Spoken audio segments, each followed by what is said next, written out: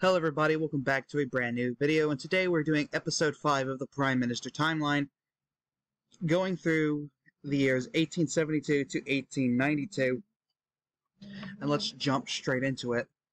Starting off in 1872, there is nothing noteworthy. 1873, Prime Minister McClellan signs the Coinage Act of 1873, which ends bimetallism within the country, and the Depression of 1873 through 1979 begins. 1874, Prime Minister McClellan signs a trade deal with Hawaii, which does give a boost to the economy. However, there is still a depression going forward. And we also have 1874 federal election, which sees the Federalists barely regain control of Congress. They lose 81 seats to the other three parties, and they only have a plurality of just one seat above the Republicans, and are almost tied with them. So the Republicans win 118 seats, gaining 106 from the previous election. The Dixiecrats gain 12 seats, now at 34 seats, and the Progressives win 21 seats with a gain of 12. George McClellan is re-elected as Prime Minister, but he's given a minority government. 1875, Prime Minister McClellan signs the Civil Rights Act of 1875, which bars racial discrimination within public businesses. And Prime Minister McClellan does fail a vote of confidence, as per the tradition of a minority government. Going on to the 1876 federal election, the Federalists, still dealing with the Depression, finally lose control of Congress as the as the Republicans, led by Rutherford Hayes, gain 32 seats for 150 seats. The Federalists lose 26, now they have 93 seats. The Dixiecrats lose 2 seats, now at 32, and the Progressives lose 3 seats, now at 18. And Rutherford Hayes is elected as Prime Minister with a majority government. In 1877, there is nothing noteworthy. 1878, Prime Minister Hayes signs the Pars Comitatus Act, which limits government control of using the military, and there's also a yellow fever epidemic near the later parts of this year. 1879, the Depression of 1873 to 79 officially ends, and Prime Minister Hayes signs the Special Resumption Act, which essentially means that greenback value is equal to gold, and Prime Minister Hayes signs the Civil Rights Act of 1875, which officially bans slavery within the country, as there was a lot of foreign pressure to ban slavery because other countries wouldn't want to trade with the United States as they still practice slavery. And Prime Minister Hayes does pass this legislation with support from the Federalists and Progressives, so 3 parties against the Dixiecrats. And there is no, secession due to the fact that it was really how little influence Dixiecrats have in Congress right now, and how really the South isn't in a good economic standing to succeed. Because if they were to secede at this point, these countries would go into a depression and most likely just get annexed by the North anyway. So it's seen as a advantage to stay in the Union despite not having slavery. 1880, the federal elections, Rutherford Hayes does not run for a second term. Instead, the Republicans choose James Garfield, a congressman from Ohio, to lead the party as the Republican leader.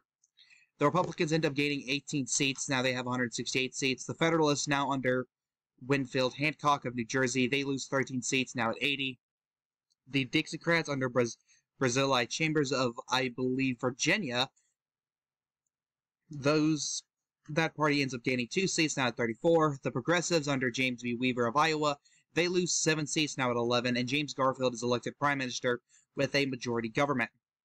1881, we know the drill here. Prime Minister James Garfield is assassinated, and the Deputy Prime Minister, Chester Arthur of New York, ends up becoming Prime Minister. Going on to 1882, there is a snap election called due to the death of James Garfield. However, Prime Minister Arthur passes the Edmunds Act, which bans polygamy within the United States.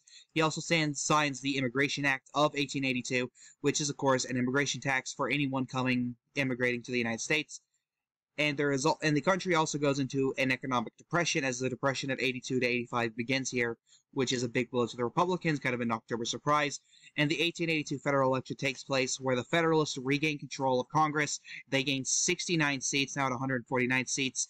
The Republicans, led by James G. Blaine of Maine, they lose 34 seats, now they have 134 seats. The Dixiecrats under Thomas Bayard of Delaware, they gain 3 seats, now at 37 seats, and the Progressives under James B. Weaver, it lose 6 seats, now at 5 seats, most of those seats going to the Federalists, and Winfield Hancock becomes Prime Minister with a minority government.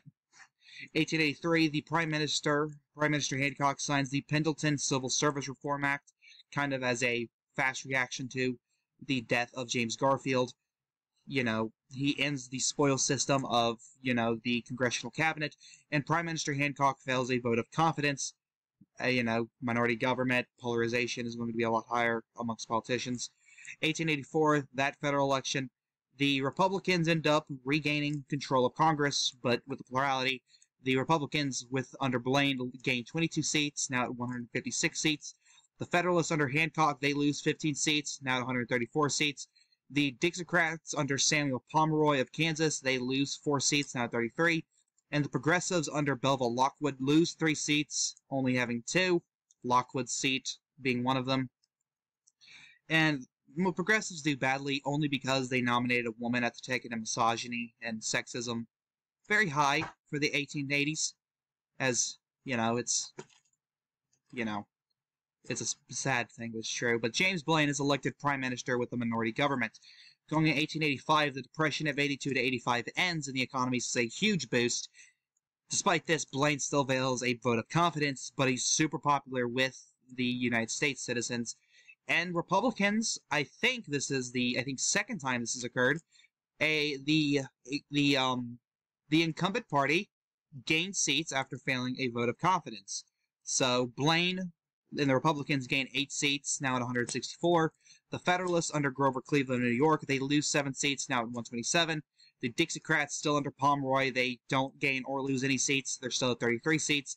And the Progressives under Belva Lockwood at 1 seat, only Lockwood's seat, as that's where the party spent most of the time at. And the fact that she's created a fiefdom in her district in New York. And James Blaine is re-elected as Prime Minister with a majority government this time. 1887, Blaine signs the Interstate Commerce Act, which regulates the railroad industry, which gives a bunch of money to the country. 1888, there is nothing noteworthy, as well as in 1899. But in 1890, Prime Minister Blaine signs the Sherman Antitrust Act. We also have the 1890 federal election, where the Federalists gain a bunch of seats, mostly due to party fatigue and all that good stuff. Nothing too extreme, but they end up gaining 87 seats under Benjamin Harrison from Indiana. Now that's 14 seats. The Republicans under Blaine, they lose 91 seats, now at 73. The Dixiecrats under John Brooks, I think he's from North Carolina, they gain 1 seat. And the Progressives under William Allison of Iowa, they gain 10 seats. Allison seen as an effective party leader for the Progressives after Belva Lockwood, even though it really wasn't Lockwood's fault. Benjamin Harrison is elected Prime Minister with a majority government. 1891, Harrison signs the International Copyright Act of 1891. It's just new standards for copyright, nothing too important. 1892, there is the Homestead Strike, which does give a little bump down, give a little dent in the economy due to labor being down. And that is going to be it for this video. Thank you guys so much for watching. Did you enjoy it? Tell me down in the comments below. This, the Caddick One, saying peace.